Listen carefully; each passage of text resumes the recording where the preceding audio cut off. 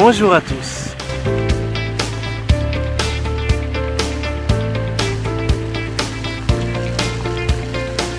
Je cherche les mots pour qualifier à sa juste valeur la décision que vous venez de prendre. Eh bien, je suis fier de vous et vous avez raison. C'est en apprenant constamment des choses nouvelles qu'on évolue et qu'on reste au top. Et comme pour vous dire bravo de votre décision, je vous invite à prendre un café avec moi.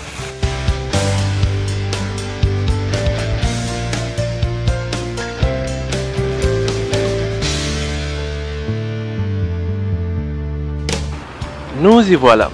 Alors ce que j'aimerais aujourd'hui, c'est vous parler d'un sujet important, mais négligé par plusieurs gens. Et pourtant ce secret est une des clés de la réussite aussi bien personnelle que professionnelle. Suivez attentivement cette vidéo et appliquez. Lorsque vous appliquerez, plein de nouvelles portes s'ouvriront à vous. C'est parti. Premier secret, comment définitivement ne plus rester bouche bée lorsqu'on vous demande de vous décrire ou de parler de vous. Dites-moi, qui êtes-vous? Parlez-moi de vous, ici, là, maintenant. Vous avez du mal? Ou peut-être vous focalisez-vous uniquement sur ce que vous avez? Je suis étudiant 1, je travaille comme, je suis en couple, j'ai une maison, j'ai un appartement, j'ai une voiture. C'est dans les années 60 que la notion d'estime de soi a commencé à être développée. On a comme décelé deux catégories de gens. Ceux qui ont une haute estime d'eux-mêmes et ceux qui ont une basse estime d'eux-mêmes. Les gens ayant une bonne estime d'eux-mêmes ont une image très positive d'eux-mêmes et sont parfaitement à l'aise lorsqu'il s'agit de parler d'eux. Je suis fort, ambitieux, aimable, perfectionniste parfois, tolérant, accueillant, aventureux, etc. Par contre, lorsqu'on demande à une personne à faible estime personnelle de se décrire, c'est le silence, c'est la catastrophe.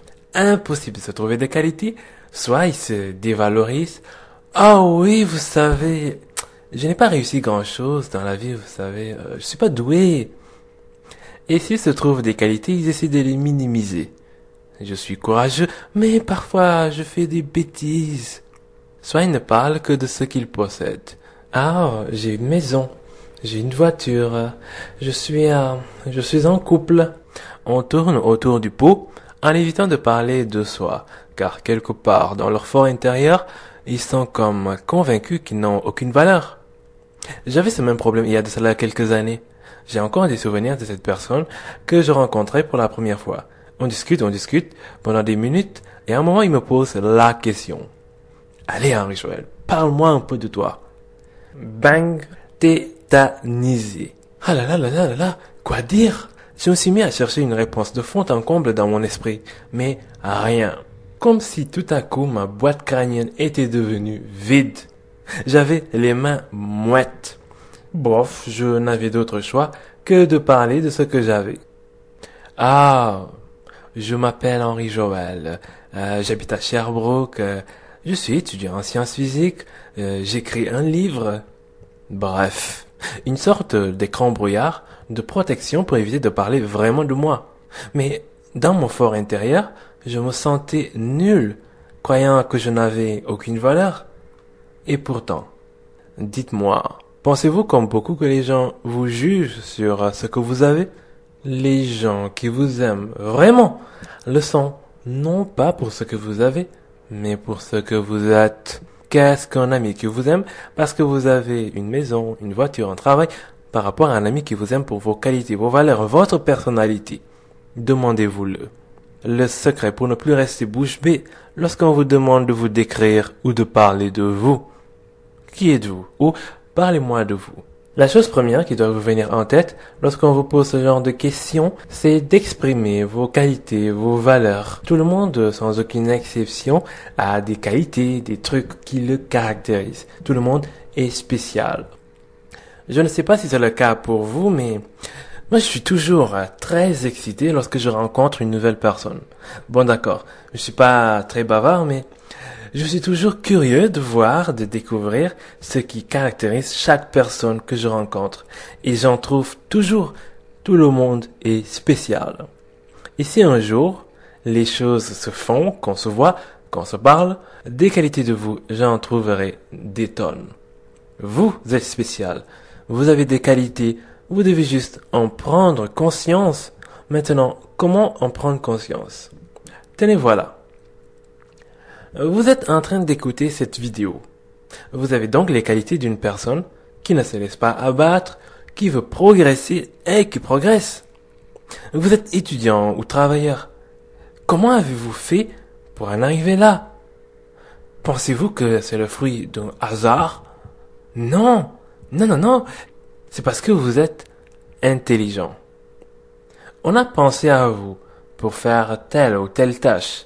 Pourquoi? Parce que vous avez des qualités dans ce domaine qui vous permettent de faire cette tâche mieux que les autres.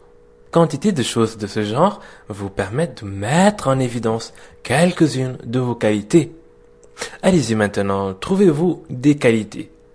Pour faciliter la réflexion, fermez vos yeux et détendez-vous. À chaque fois que vous vous trouvez une qualité, prenez-en note sur une feuille ou un carnet.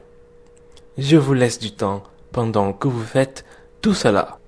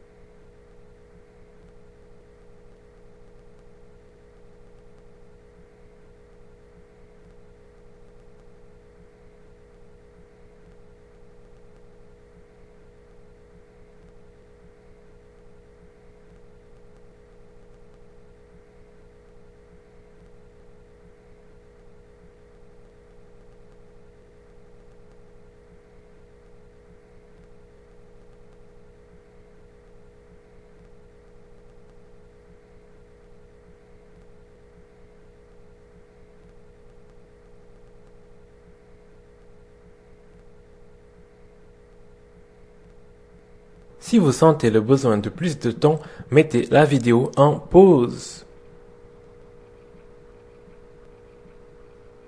Bien. La deuxième chose que vous allez faire à la fin de cette vidéo, c'est demander à vos proches, amis, parents, collègues de travail, etc., quelles sont les qualités qu'ils vous trouvent. Notez-les ensuite dans votre carnet. Vous devriez, en procédant comme cela, être en mesure de vous faire une liste assez importante de qualités. Regardez ensuite bien cette liste de qualités. C'est vous. D'ailleurs, vous allez signer cette liste de qualités d'une belle signature comportant votre prénom et votre nom. Avec cet exercice, non seulement vous prendrez mieux conscience de vos qualités, mais vous n'éprouverez plus de difficultés lorsqu'à l'avenir on vous demande de vous décrire ou de parler de vous.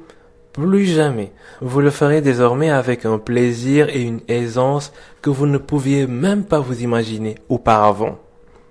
D'une pierre, deux coups. Lorsque vous prendrez la pleine conscience de vos qualités et les utiliserez à fond, vous marquerez un pas de plus. Que dis-je? Un pas important de plus dans la réalisation de vos objectifs de vie. Faites-le. Ceci conclut donc cette vidéo du secret numéro 1. Prochainement, le secret pour ne plus jamais pester sur vos erreurs et échecs et comment mieux apprécier votre corps. Ce secret est tout simplement fantastique. Waouh! Certaines personnes dans leur vie évoluent sans savoir qu'il existe une deuxième, une troisième, une quatrième, même une cinquième vitesse. Et c'est dommage. Dommage, mais ce deuxième secret est vraiment fait pour passer à une vitesse supérieure. Et cela, quel que soit où vous en êtes dans votre vie personnelle et professionnelle. Alors, surveillez ce bloc. Le deuxième secret arrive. Merci et à très bientôt.